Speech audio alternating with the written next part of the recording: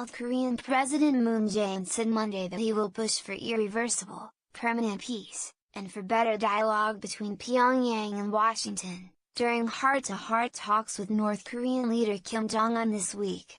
His chief of staff, however, played down the chance that Moon's summit with Kim will produce major progress in nuclear diplomacy. Moon flies to Pyongyang on Tuesday for his third summit of the year with Kim.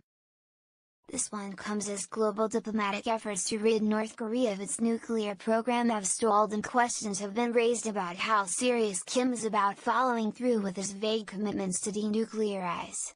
"I aim to have lots of heart-to-heart talks with Chairman Kim Jong Un," Moon said during a meeting with top advisors, according to his office. "What I want to achieve is peace. I mean irreversible, permanent peace that is not shaken by international politics. To achieve such a peace," Moon said he'll focus during the summit on easing a decades-long military standoff between the Koreas and promoting a North Korea-US dialogue on denuclearization issues. Moon said he wants to find a middle ground between a US request for North Korea's denuclearization and the North's request for corresponding measures such as ending hostile relations and security assurances. During a June summit between Kim and President Donald Trump, the North Korean leader expressed his commitment to denuclearization while Trump promised to provide him with security guarantees and announced the suspension of major military drills with South Korea.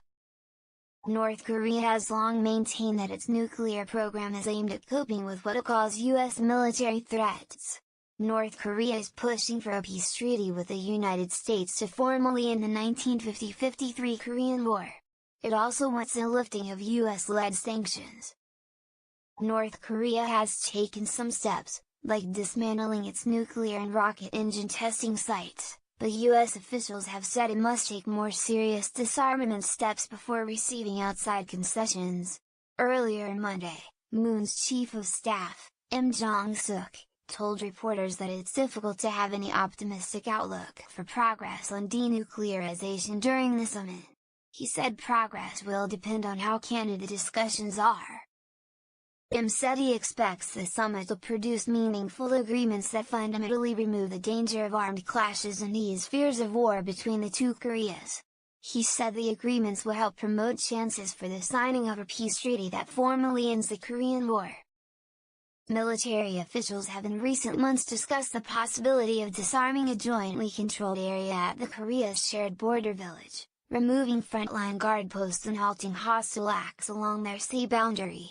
The Korea's 248-kilometer, 155-mile, border is the world's most heavily fortified, with hundreds of thousands of troops stationed along a line that's laced with mines, barbed wire fences and anti-tank traps.